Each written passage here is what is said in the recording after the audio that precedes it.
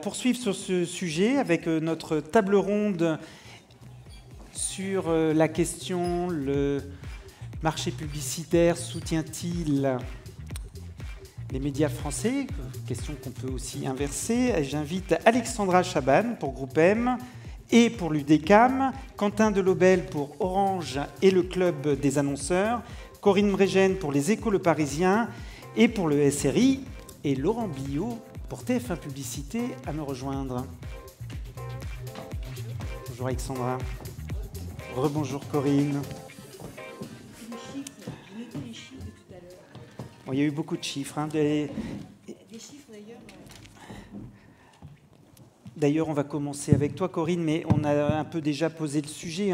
Est-ce qu'il faut rééquilibrer ces fameux investissements sur les médias et les plateformes internationales? On est parti du principe que oui. On devait parler du constat d'abord. Oui, voilà, du constat. Mais le constat, est-ce qu'il faut le faire? Ouais, le constat, il faut. En fait, vaut mieux faire le constat pour essayer de trouver des solutions. Il faut quand même savoir quel est le problème. Je vais pas revenir sur tous les chiffres. Je me suis quand même noté les chiffres tout à l'heure. Donc peut-être quand même qu'on peut se réjouir encore un petit peu de ce premier semestre. Alors peut-être pas totalement homogène, mais quand même les JO ont été un moment incroyable. Donc ça, c'est génial. Un moment de concorde, d'abord, pour le pays. Donc tout le monde s'embrassait, tout le monde était heureux. Donc c'est top. Donc ça, quand même, on peut... Et quand même, le marché publicitaire en a plutôt bénéficié. Certains, beaucoup.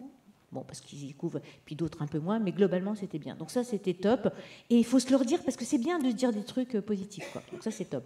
Bon, le deuxième semestre, franchement, je crois que tout le monde est d'accord pour dire que c'est plus que chaud. En tout cas, du point de vue de ce qu'on appelle les médias éditoriaux, je pense que, enfin, sauf si quelqu'un n'est pas d'accord avec ça, mais je crois que de façon unanime, c'est très compliqué. Et surtout, ce qui est très compliqué, c'est quand on voit les grandes tendances. Donc le constat, c'est clairement ce déséquilibre.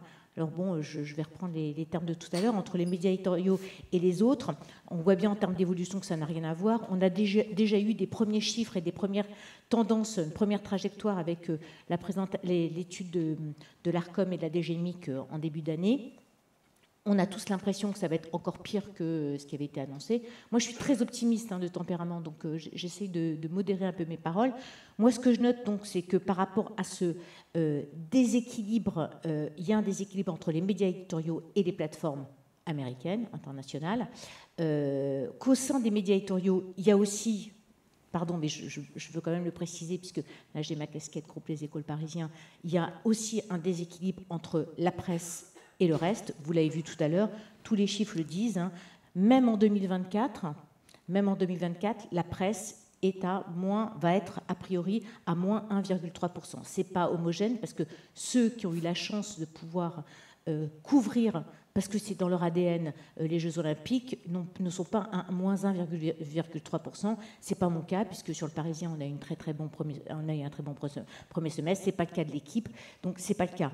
Et sur 2025, les chiffres sont à moins 2,8%. Je me permets de rappeler quand même qu'aujourd'hui, on a parlé du nombre de journalistes en France. 2/3 des journalistes français sont salariés de publishers presse.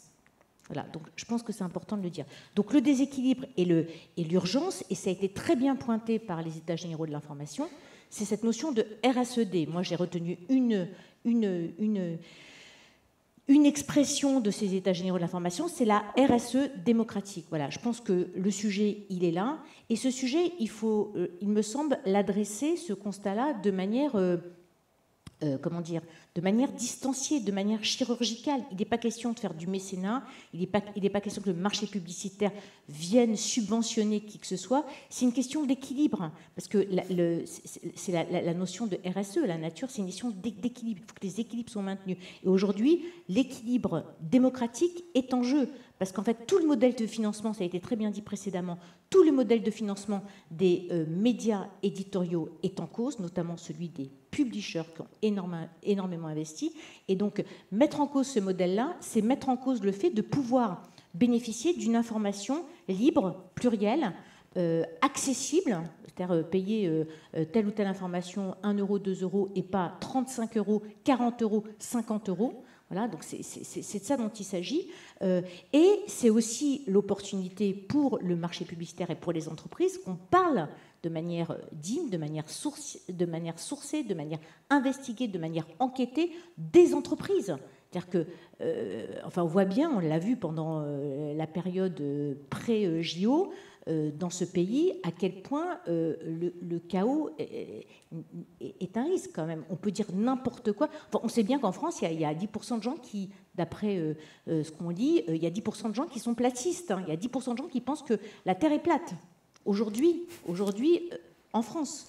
Donc ça veut dire que les plus grandes aberrations peuvent circuler. Et on l'a dit, les algorithmes favorisent plutôt les fake news parce que le modèle économique des plateformes est plutôt orienté sur... Enfin, la raison d'être des plateformes est plutôt orientée sur le modèle économique que sur le fait d'informer. Et voilà. 0% des lecteurs des Échos, j'espère. J'espère. Des Échos et du Parisien, n'oublie pas le Parisien. Les Échos et du Parisien, voilà. Donc pour moi, c'est ce risque démocratique-là qu'il faut essayer d'adresser. C'est ça le vrai sujet. Et je le répète, pas en mode il faut subvenir ou il faut sauver le soldat Ryan. Non, c'est pas, le but n'est pas de subvenir. Mais on va peut-être passer la parole à Alexandra qui va nous donner le point de vue des agences médias, ou en tout cas au moins de Groupe M. Comment on répond à cette question? Faut-il rééquilibrer ou au moins arrêter l'érosion? Moi, je crois qu'il est urgent de redire que le marché publicitaire, il a avant tout pour mission de servir la croissance des annonceurs. J'ai très peu entendu ce propos ce matin, et je pense que c'est quand même la genèse par laquelle il faut prendre ce sujet, car oui, il y a un déséquilibre, on le voit tous, on le constate, mais est-ce que la question qui doit se poser, c'est est-ce que ce marché publicitaire, dans la nouvelle structuration et le dessin qu'il prend, va pouvoir continuer à soutenir la croissance des annonceurs si on n'y fait pas attention? Est-ce que les médias français peuvent apporter la même croissance que les plateformes aux annonceurs? Et comment est-ce que du coup on éveille, on chiffre, on quantifie l'apport des médias français versus, et des médias éditorialisés plutôt, versus les plateformes? Donc c'est plus par ce prisme-là que je pense qu'il faut qu'on ait un travail de rééducation et de nourrir les chiffres qui prouvent qu'effectivement ces médias locaux permettent aux marques annonceurs de travailler leur brand, d'aller faire du business, parce que oui, les annonceurs ne sont pas mécènes.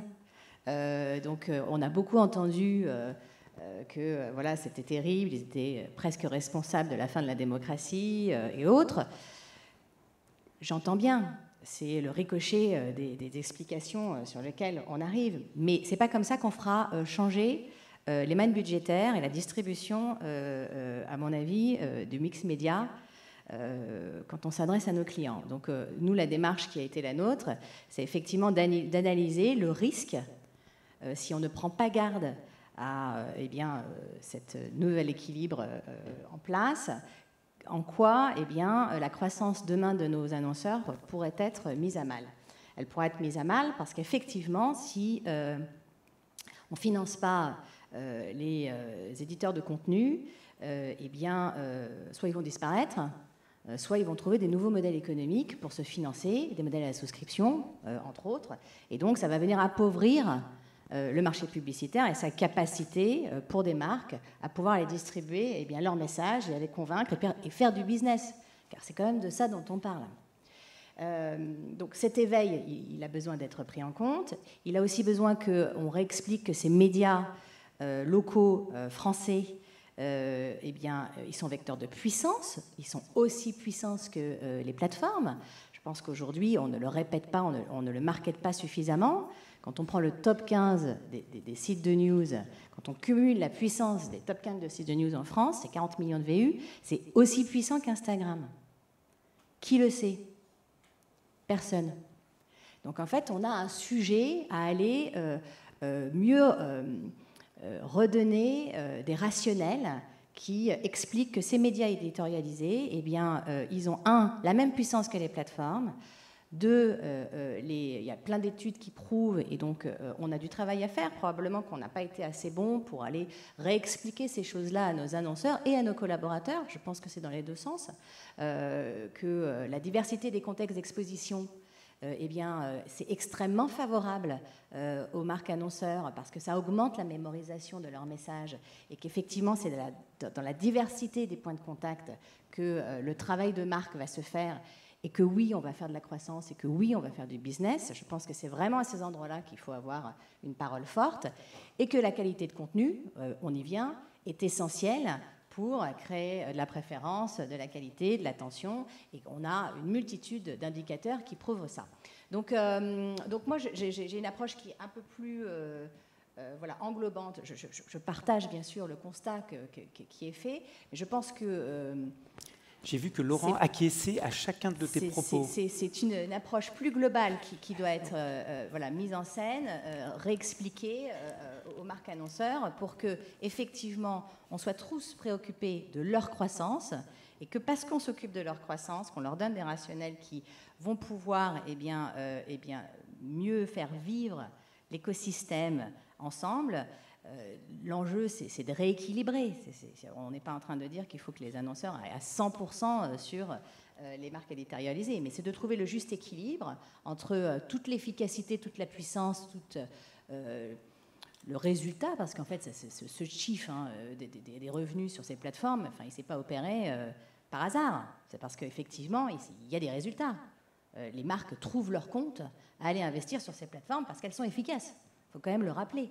Donc après, est-ce qu'à elles seules, elles suffisent? Est-ce que l'investissement qu'on y a mis collégialement dans des approches beaucoup plus court-termistes que ce qu'on a pu faire dans le passé parce que le contexte est difficile, les marques souffrent, les médias souffrent, mais les annonceurs aussi souffrent. On est dans un contexte économique qui est quand même extrêmement contracté.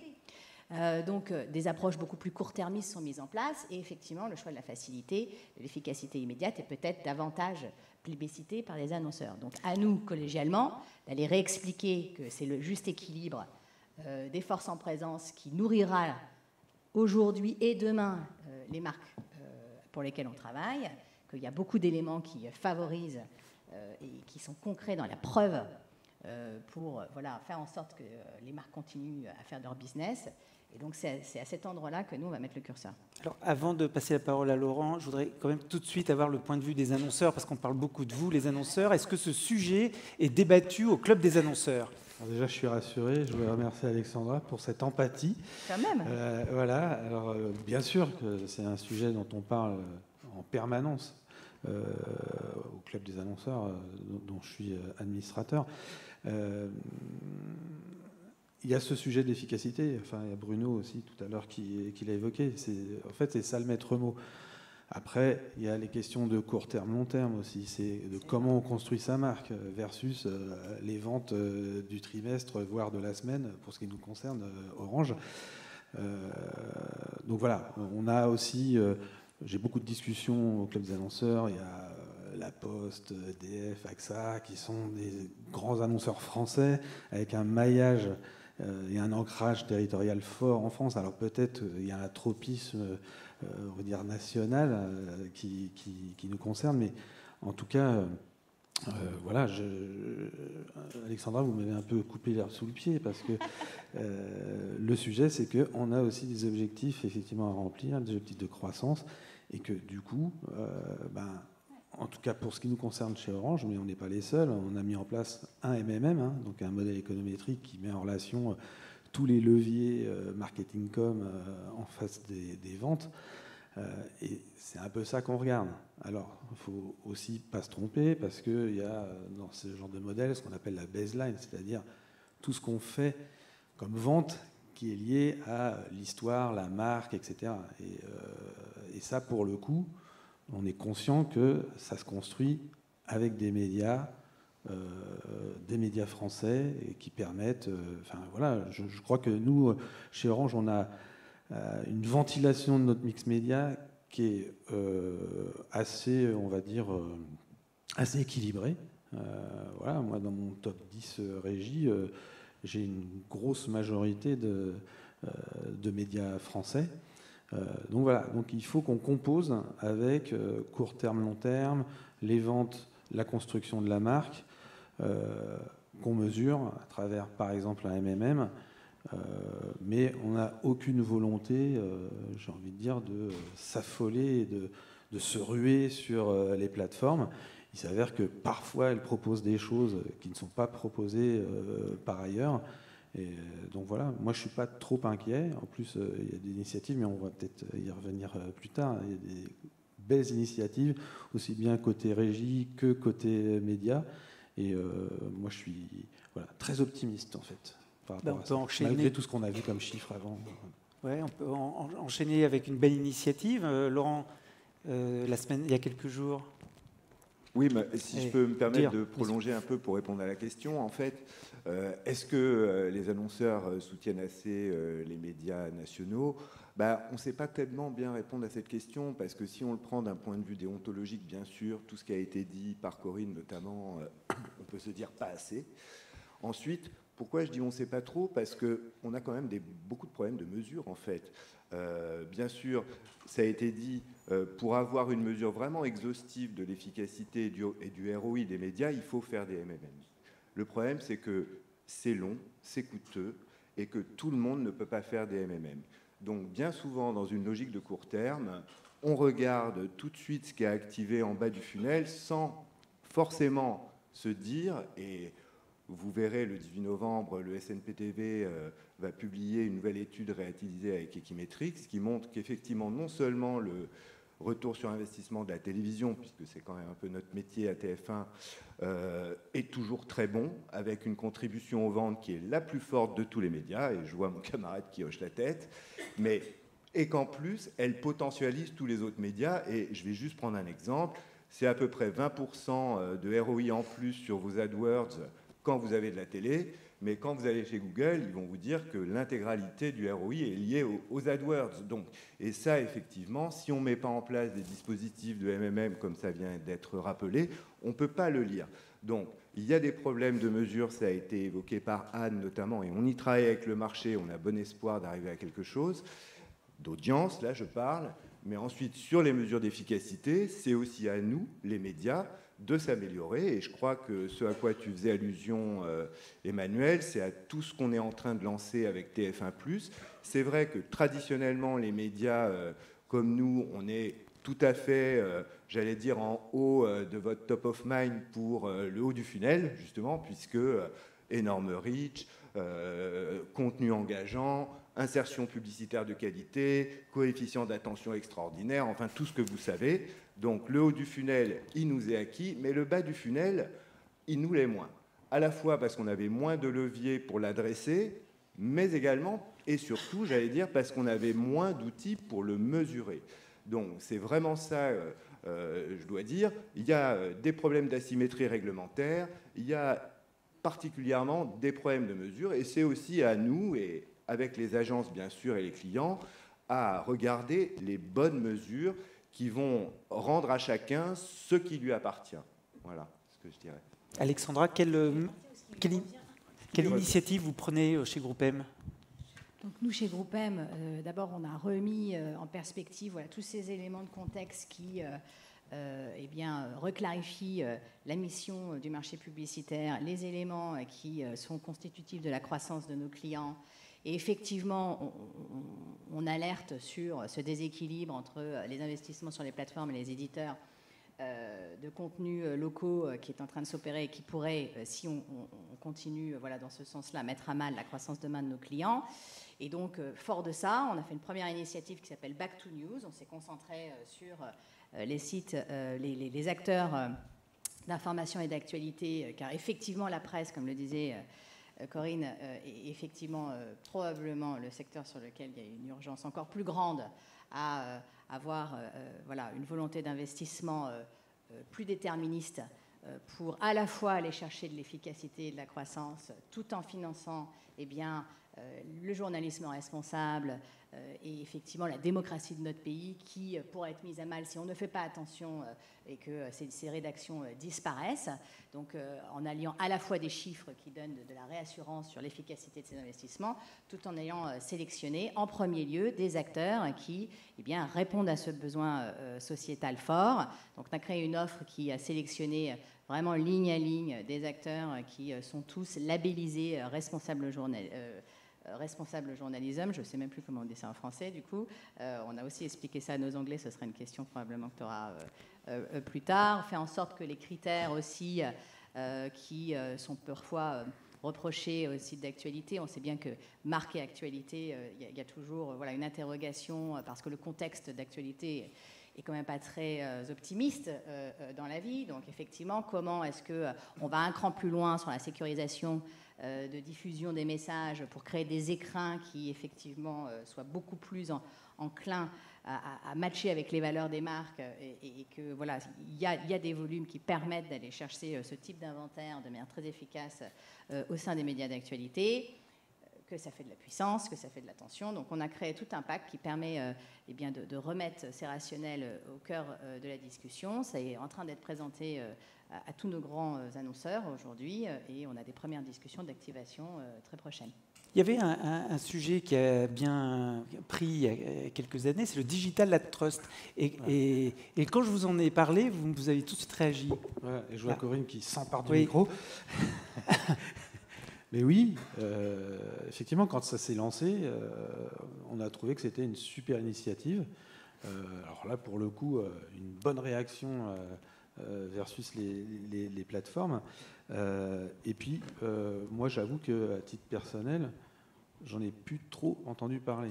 Alors, j'ai senti une grosse mobilisation au départ. Voilà, ça s'est transformé en Sustainable, c'est ça, Digital Ad Trust. Ouais, je suis quand même. Tu vois, t'en as entendu parler. J'ai révisé. Tu arrives à résister, Sylvia, tu ne réagis pas. Non, mais voilà. Enfin, donc. Je me suis mis au yoga.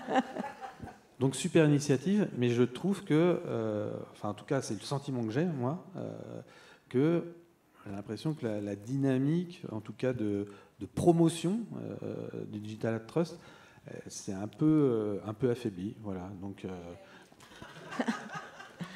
Je peux réagir? Oui. Alors, d'abord, merci de faire référence à cette initiative, dont la suite est le programme SDAT, comme tu l'as dit. Non, je voudrais rebondir et je vais te répondre précisément sur le SDAT. D'ailleurs, si tu veux, Sylvia, compléter, n'hésite pas, puisque cette initiative du Digital Trust est une initiative historique du SRI, qui était présidée à l'époque par Sylvia. Le prolongement de ça, parce qu'on a eu l'impression qu'il n'y avait pas un accueil du marché qui était un peu froid puisqu'il n'a pas été tellement activé. Il a été très activé au sein du SRI, mais l'accueil n'a pas été particulièrement chaleureux, en tout cas à l'époque. Et c'est pas grave, hein, c'est pas du tout. Donc on s'est dit, on va le transformer. On l'a transformé en un programme, le SDAT, le Sustainable Digital Trust, qu'on a enrichi. C'est-à-dire qu'on a non seulement mis des notions de RSE, mais on a mis aussi des notions d'engagement. En fait, l'idée, c'est vraiment de valoriser, dans le cadre de ce programme, toutes les régies digitales qui se mobilisent en faveur d'une publicité digitale responsable dans leurs actions, et aussi dans les groupes dans lesquels elles sont adossées. Donc c'est aussi très très important. Et d'ailleurs, on a publié la deuxième vague. Il y a 17 régies au sein du SRI qui ont adhéré à ce programme avec des très bons résultats, des résultats qui doivent encore s'améliorer. Donc on est complètement dans cette logique. Ce sur quoi je voulais rebondir par rapport à ça, c'était vraiment de dire que je pense que notre réponse à nous, enfin notre proposition à nous, elle est du côté du collectif. Typiquement, par rapport à ce que tu disais tout à l'heure, Alexandra, c'est-à-dire qu'elle est vraiment, oui, elle est vraiment du côté du collectif. C'est-à-dire que là, moi, je sais bien que le groupe Les Échos et le Parisien, tout seul avec ses petits points, il pourra pas faire grand-chose pour essayer de faire émerger le mode, enfin, participer, contribuer à faire émerger le modèle de demain. Donc, ce sont les collectifs qui nous aideront tous ensemble. Je crois que c'est le Premier ministre qui a dit ça, qui a parlé d'un dialogue Enfin, en fait, il faut être dans le dialogue et dans la construction et pas dans la négation. Et vraiment, tout à l'heure, dans le constat, l'idée, c'est pas d'être négatif, l'idée, c'est d'avoir le courage tous ensemble de mettre les chiffres sur la table, sur le court terme et sur le moyen et sur le long terme. Donc, il n'y a pas du tout, personne n'est stigmatisé, l'idée, c'est tous ensemble comment trouver une solution. Aujourd'hui, dans les interpros, notamment le SRI, mais aussi au sein de la PIG, l'Alliance de la presse, ou du syndicat des régies presse, enfin, toutes les interpros, l'UDECAM, l'UDM, on discute avec tout le monde, on dialogue avec tout le monde. L'idée, c'est de trouver des solutions concrètes qui permettent de faire avancer le schmilblick. Dans les actions très très concrètes, moi, les choses que je voudrais rappeler sur ce qu'on essaye, nous, de notre côté, de faire collectivement pour les annonceurs, parce que moi, je suis très sensible à ce que tu as dit, Alexandra, tout à l'heure. Évidemment que les annonceurs et les entreprises, il faut qu'on leur propose des solutions pour les aider à croître. Peut-être juste une incise, imaginons tous à 10 ans, à 15 ans, un paysage média français sans médias, juste avec des plateformes, juste avec des algos, qui poussent une seule chose, c'est à faire du clic, à faire de la viralité. Enfin, on voit ce que ça donne. Et je pense que ça, pour la croissance, ça donne pas de croissance. Non, mais voilà, ça donne la mort enfin, un chaos absolu. Alors, on n'en est pas du tout là. Heureusement, on n'en est pas du tout là. Ce que je veux dire, c'est qu'il faut gérer le court terme, il faut gérer le moyen terme, mais il faut qu'on tous ensemble, et nous les premiers, c'est-à-dire charge à nous de vous proposer des choses. C'est pour ça que nous, notre sujet collectivement, c'est vraiment de réaffirmer la fonction de nos médias. Moi, je veux vraiment rappeler, et c'est, je crois, très important, les raisons d'être. C'est pour ça que moi, je crois aux sociétés à mission, je crois au fait que les entreprises doivent, et de plus en plus de cas, mais nous aussi les médias, publier leur raison d'être. Pourquoi on est là? C'est quoi notre vocation? À quoi on sert? Qu'est-ce qu'on veut faire? Parce qu'on pourra dire ce qu'on veut, mais l'information, c'est pas un bien comme un autre. Alors, vraiment, l'information, c'est un bien public.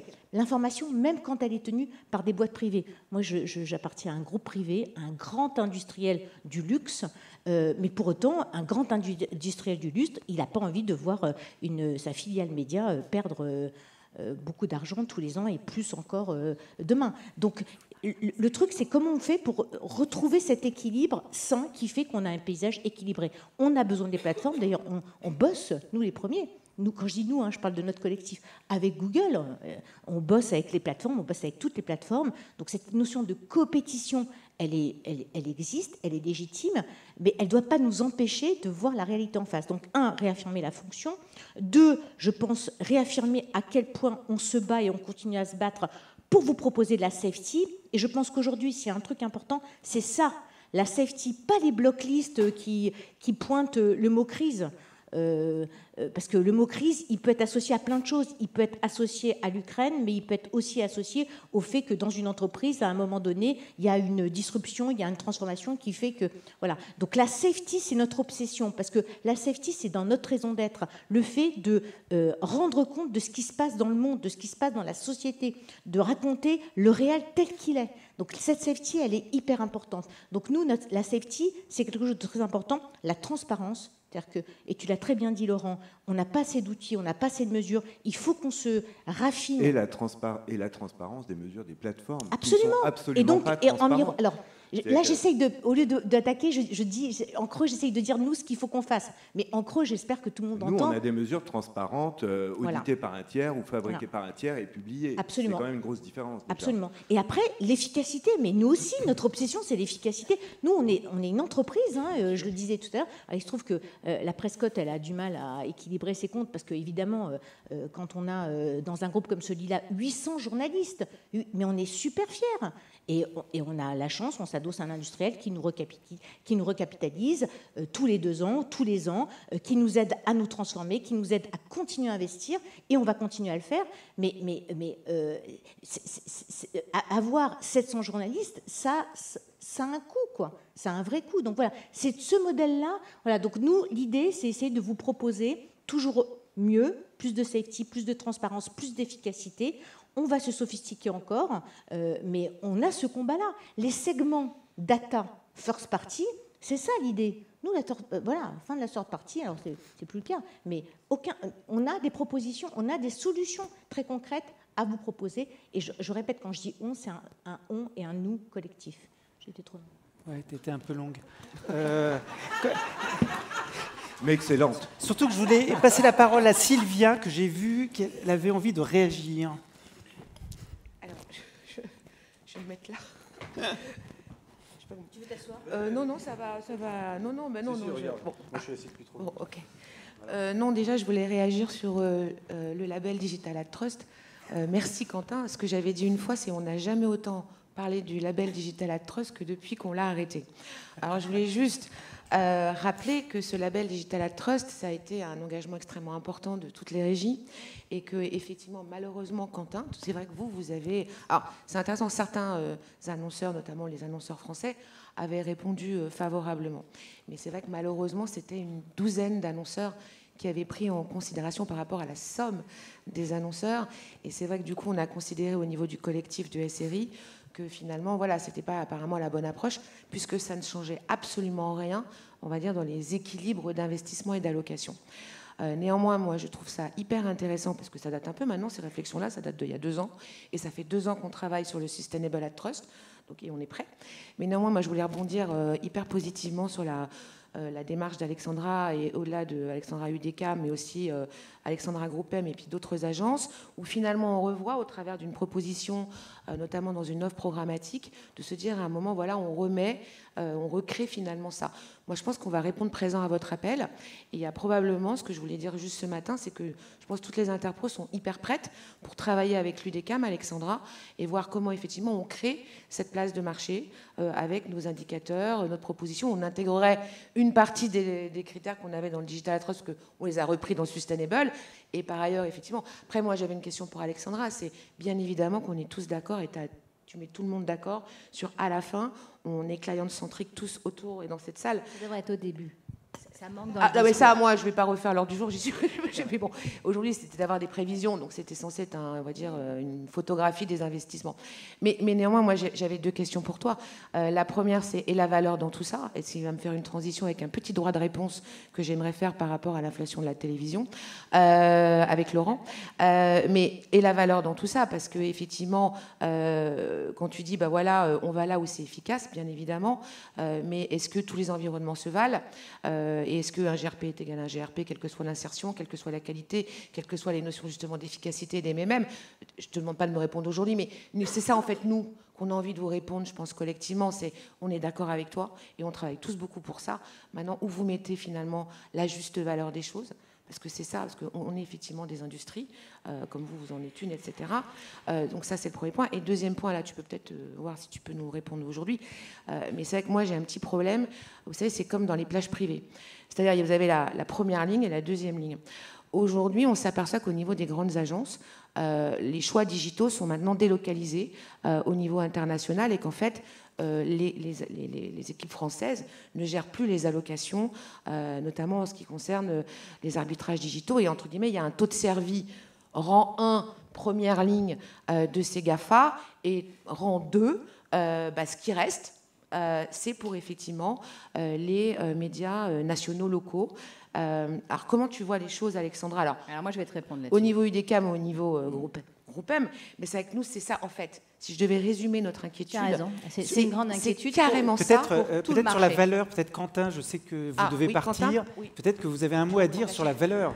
Ta question sur la valeur, elle peut être plutôt posée aux annonceurs. On va répondre parce que... je peux rester encore un tout petit peu. Mais la valeur, c'est surtout sur les annonceurs internationaux qui font des grands appels d'offres au niveau global et qui pressurisent et les agences et les médias dans des logiques d'appel d'offres et des logiques de productivité ou pour effectivement des budgets en baisse, puisque effectivement il y a une conjoncture économique en baisse, on nous demande effectivement de faire de la déflation. Donc ça, il n'y a aucune industrie au monde qui peut prendre un budget en baisse et faire de la déflation. Ça n'existe pas. Or, c'est malheureusement ce qu'on nous demande. Et nous, les médias, on est pris en otage de ces grandes compétitions internationales où, globalement, on n'a pas notre mot à dire. Nous, les prix sont mis dans des templates. Et a posteriori, on nous explique, tu comprends, désolé, on n'a pas le choix, c'est le global. Voilà. C'est l'annonceur global. Il ne faut pas se tromper de combat. Ouais. C'est pas l'agence qui détermine quel va être le prix d'achat. Ce sont les annonceurs globaux qui ont... un paradoxe de vie aujourd'hui, entre la fonction marketing, com, qui cherche et qui comprend bien quelle est la valeur du marché publicitaire, ce qu'elle peut apporter à sa marque, la manière dont elle va la construire, ses avantages court terme, long terme. Et puis le procurement, qui est aussi puissant que la fonction marketing et qui finit de conclure les appels d'offres. Et ces appels d'offres qui sont donc drivés par ces deux têtes, mais quand même avec un point du corps qui est celui de la transformation donnée au procurement, est adoubé par des tiers qui font des poules et qui viennent tuer le marché. Donc on a quand même un très gros sujet. Donc oui, donc je réponds là-dessus. Donc le premier sujet, ce sont les annonceurs qui, effectivement, en termes d'organisation, voilà, sont contractés, ont besoin, quand c'est des marques internationales, eh bien aussi voilà, de s'alléger, d'avoir des structures qui correspondent plus à la réalité de leur business aujourd'hui. Donc il y a de la régionalisation qui se fait de plus en plus sur ces grandes marques qui sont internationales. Et ces annonceurs nous demandent de l'économie dans l'efficience de leurs médias, et ça passe par la construction de hubs internationaux, particulièrement sur le digital, sur tout ce qui est biddable. Donc le biddable, bien sûr, on a le Search Console, mais aussi tout le programmatique.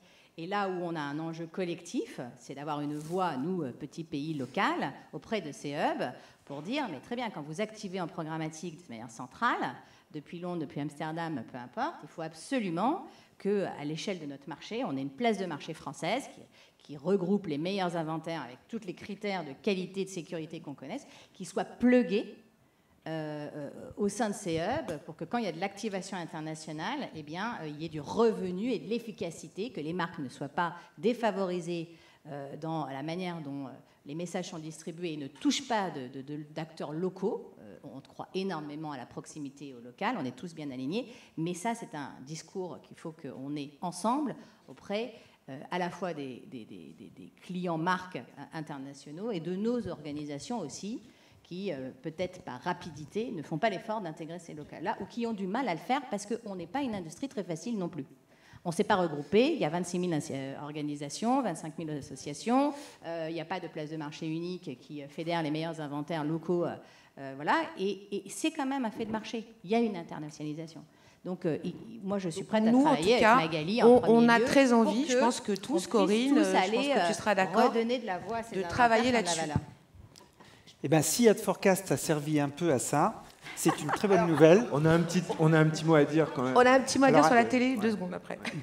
Non, vraiment, 10 secondes chacun, parce qu'il y a une conclusion de Magali. Magali a préparé une conclusion. Par rapport à ce qui vient d'être dit, quand même, ça veut dire que chaque maillon doit avoir la force, l'opiniâtreté de dire les choses. Chaque maillon de la chaîne qui a été cité tout à l'heure, il faut dire les choses, il faut énoncer. Non, mais c'est vachement important parce qu'en fait, c'est comme quand les dégâts des eaux dans un appartement, quand c'est trop tard, le mur il tombe, le plafond il tombe, quoi. Donc il faut quand même réparer au fur et à mesure, quoi. Sinon tout tombe et c'est plus compliqué à réparer. Donc ça c'est la première chose. Et puis la deuxième chose, c'est que le marché, enfin on a vu les chiffres tout à l'heure, hein, la partie digitale, le global digital, hein, la captation par les GAFAM, il progresse. Hein. Donc en fait, mais ça on l'a vu, Corinne. Oui, c'est là qu'on connaît les causes. Je pense que les deux, il faut garder les deux en tête. Mais il y a des raisons organisationnelles.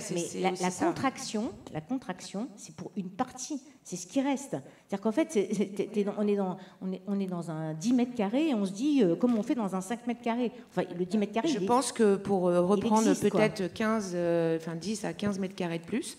Parce qu'en fait, c'est ça, il y a un autre mot qui a été oublié, hein, c'est le consommateur. Et aujourd'hui, effectivement, les usages. Par exemple, je vais parler de ce que je connais le mieux.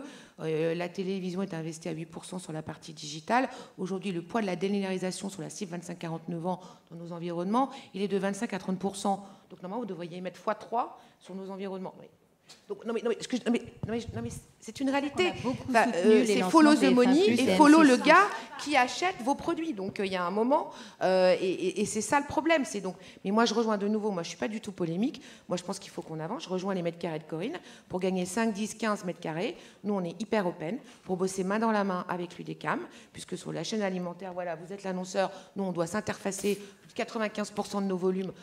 On les traite avec les mandataires que sont les agences. Nous, on est partenaires avec les agences. Donc, c'est comment on fait pour regagner 5 à 10 mètres carrés par rapport. Et rendez-vous dans un an pour voir si on a réussi. Voilà. Avec l'UDECAM et l'UDM. Oui, et l'UDM, bien sûr, et le Club des annonceurs. Et on n'oublie pas le Club des annonceurs. Alors, donc, voilà. Peut-être on dit un petit mot par rapport à quelques chiffres qui ont été évoqués dans les présentations précédentes. Ça fera la transition pour Magali. Voilà. Parce qu'effectivement, on ne souscrit pas au chiffre qui a été présenté par Céline. On est très loin de ça. La cible, d'ailleurs, la cible centrale de la télévision, c'est plutôt les 25-49 ans. Et franchement... tu parles de l'inflation, là. L'inflation... Le 6% 24 et le 19% 25, voilà, on ne va pas faire x3. Et le chiffre qui a été présenté est vraiment très loin de nos intentions. Mais c'est important, on ne peut pas... Pardon ? Bah, ils n'ont pas été forcément aussi bien faits que ça. Donc c'est pour ça qu'on... Alors, je pense que dans un souci... Moi, je voulais juste... Non. Alors, moi, c'est pas ce que j'allais dire. Moi, ce que j'allais dire, c'est que je propose effectivement à l'UDECAM, parce que effectivement, voilà, les chiffres, tout le monde peut sortir des chiffres, nous-mêmes on en sort, voilà, il n'y a pas de sujet. Bon. Mais on conteste pas, Anne, on conteste pas. Après, nous, les chiffres... La table ronde est très large, non, finalement. Ce qu'on dit juste nous, il y a deux choses qu'on voulait dire. Ce qu'on voulait dire, c'est deux choses. Anne, Magali et Céline, je pense qu'elle est encore dans la salle. La première chose, c'est que nous, ce qu'on dit juste, en tout cas au nom de TF1, parce que voilà, c'est ce qu'on est, on ne fera pas x3 d'inflation par rapport à 2024, puisque je prends juste le coefficient multiplicateur, je ne commande pas les chiffres. Et concernant les chiffres, je pense qu'il est effectivement urgent, Magali, de faire une réunion avec chacune des régies et qu'on puisse effectivement faire des maths ensemble et qu'on se mette d'accord par régie, puisqu'il ne s'agit pas de faire une entente ou quoi que ce soit. Chaque régie est, entre guillemets, responsable de sa politique commerciale. Et donc, juste qu'on prenne le temps, quand même, pour juste qu'on reparte bien sur 25, déjà, en étant d'accord sur les méthodologies, les chiffres, etc.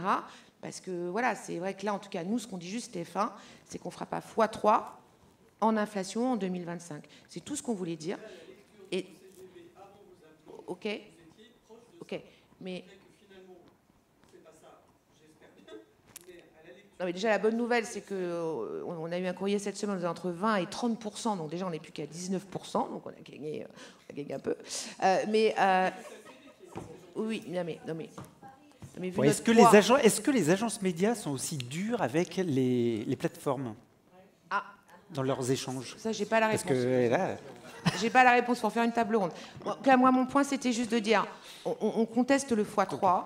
Et deuxième chose, on est prêt à faire des réunions, chacune des régies, pour pouvoir effectivement être dans une logique apaisée pour affronter le 2025 et ses incertitudes de la meilleure manière qui soit. Et après, bien évidemment, on entend que c'est pas facile pour vous de recevoir notre volonté de reprendre une juste part de valeur, parce qu'on n'a pas le choix. CF, tout ce qu'a dit Corinne, on a le même problème, nous. J'ai aussi des journalistes. Enfin, moi, je divertis un peu. Alors, ok, Star Academy, c'est sûr... Mais c'est important aussi d'amener un peu de bonheur et de joie dans les foyers français. Sylvia, on doit arrêter. On va arrêter. Voilà, moi c'était juste dire, pas le x3, et on est partant pour une réunion de travail. Voilà, c'était juste ce que je voulais dire. Merci. Merci à vous tous. Merci.